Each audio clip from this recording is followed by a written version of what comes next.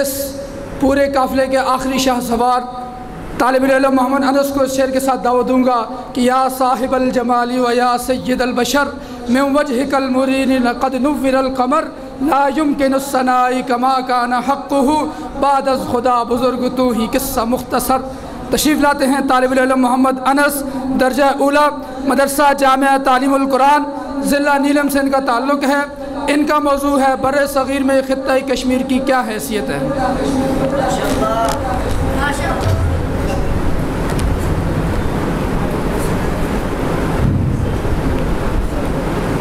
الحمد للہ تعالی فی القرآن المجید والفرقان الحمید۔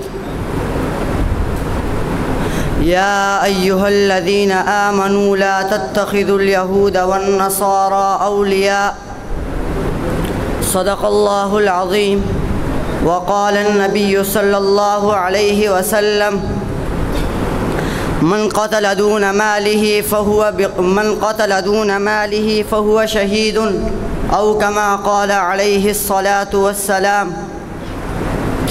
انتہائی قابل قدر میری عقیدتوں کے محور و مرکز علماء کرام اور جملہ غیوران اسلام، آج کے اس روح پرور ایمان افروز تقریری مسابقہ میں بلا تمہید موضوع کے متعلق بہترین تجزیہ اور حقائق پر مبنی فلسفے کی روشنی میں میرا نقطہ آغاز یہ ہے کہ عالمی امن اور انسانی معاشرہ میں خطہ کشمیر کی اہمیت ایسی ہے جیسا کہ بارش کے برسنے میں بادل کی اہمیت ہے، جاندار کے جسم کی نقل و حرکت میں روح کی اہمیت ہے، اور صبح کی روشنی کے پھیلنے میں سورج کی اہمیت ہے۔ بالفاظ دیگر اگر میں یوں کہوں کہ ان سب چیزوں سے بڑھ کر بر صغیر میں خطہ کشمیر کی اہمیت ہے تو یہ بات بے جا نہ ہوگی۔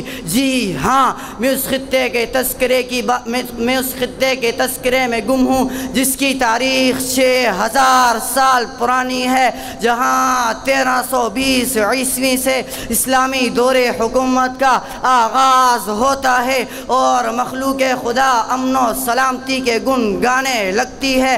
1585 عیسوی تک مکمل خود مختاری کے ساتھ آزادی کی سانسیں چل رہی تھی کہ یکا یک مغلیہ اکبر بادشاہ اس خطے پر قبضہ کر کے اسے ہندوستان کا حصہ بنا کر اس کی سالمیت کو ختم کر دیتے ہیں۔ 1752 عیسوی میں احمد شاہ ابدالی مغلیہ حکومت پر غلبہ پا کر کشمیر کو افغانستان کا حصہ بنا دیتے ہیں۔ 1819 میں مہاراجہ رنجیت سنگھ کا قبضہ ہوتا ہے کہ جس کے دور خلافت میں آزادی علم برداروں کو بے دریغ تختہ دار پر لٹکایا جاتا ہے۔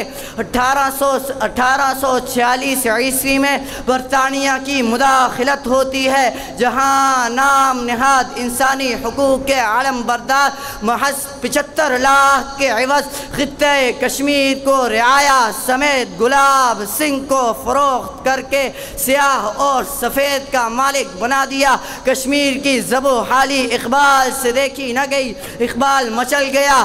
آؤ ظلم کی یہ تصویر دیکھو، آؤ ظلم کی یہ تصویر دیکھو، کیسے اجڑا ہے یہ کشمیر دیکھو۔ عالی وقار ظلم و بربریت کا یہ سلسلہ 1997 تک قائم تھا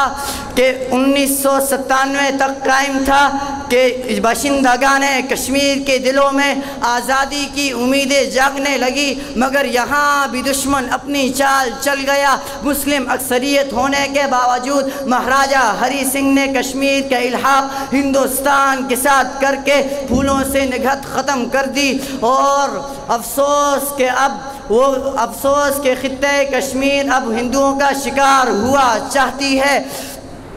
افسوس کہ خطہ کشمیر اب ہندوؤں کا شکار ہوا چاہتی ہے۔ اقوام متحدہ نے ثالثی کے کردار کے نام پر وہ گل کھلائے کہ اپنے تو اپنے اغیار بچی گھٹے۔ اے دنیا کے منصفوں، سلامتی کے ضامنوں، کشمیر کی جلتی وادی میں بہتے لہو کا شور سنو۔ عزیزان من، کشمیر کی آزادی اس لیے ضروری ہے کہ وہاں کے مسلمانوں کے مستقبل کا سوال ہے، کہ وہاں کے مسلمانوں کی شناخت کے ناپید ہونے کا سوال ہے، کہ وہاں کے مسلمانوں کی شناخت کے ناپید ہونے کا سوال ہے۔ جی ہاں، کشمیر کی آزادی اس لیے ضروری ہے کہ وہاں کے مسلمانوں کے مستقبل کا سوال ہے، جس کے لیے بھارت ہر ہمہ قسم کے ہتھ کنڈے استعمال کر رہا ہے، جس کے لیے بھارت ہمہ قسم کے ہتھ کنڈے استعمال کر رہا ہے۔ عزیزان من، اس سے پہلے کہ کشمیر ہندوستان کا حصہ بن جائے، اس سے پہلے کہ کشمیر ہندوستان کا حصہ بن جائے، ہمیں کشمیر کی آزادی کے لیے اپنا کردار ادا کرنا چاہیے۔ اٹھا قدم بڑھا نظر تیرے لیے ہے بحر و بر، جہاں کے پاسباں میرے وطن کے نوجوان، بلندیوں کی سمت چل کے آندھیوں کا رخ بدل، میرے وطن کے نوجوان، میرے وطن کے پاسباں۔ وآخر دعوانا ان الحمدللہ رب العالمین۔